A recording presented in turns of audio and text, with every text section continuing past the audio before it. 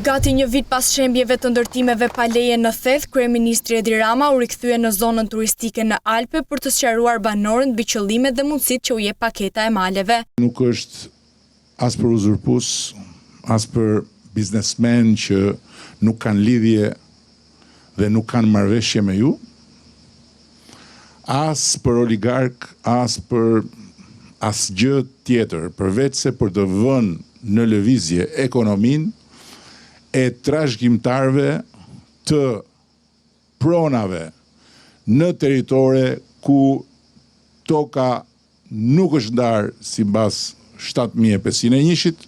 Kreu i qeverisë bëri të qartë se kush dhe çfarë mund të përfitohet nga nisma, duke mohuar çdo mundësi të kthimit të ligjit si kërkesë protestuesve sipas të cilëve shet Shqipërinë. Janë pronar që nuk e posedojnë pronën e tyre në kuptimin e ligjit. Dhe në momentin kur ndërtimi do të mbarojë, ata do të marrin hipotekën dhe prona do të bëhet detyrja. Risolli në vëmendje aksionin për prishjen e ndërtimeve pa leje në fshatin turistik që siç tha lulëzuan pas një keqkuptimi.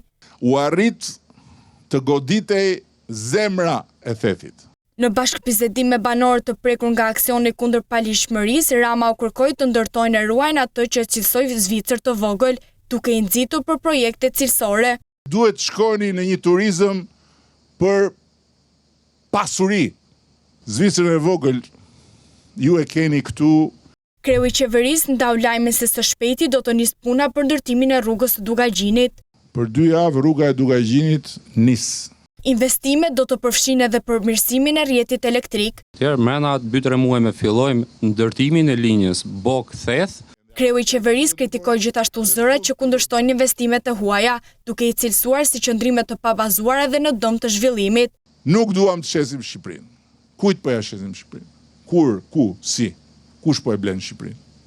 Përballë pyetjeve dhe shqetësimeve të banorëve të Thethit, kreu i qeverisë nuk i kurseu kritika ndaj kryebashkiakut të Shkodrës.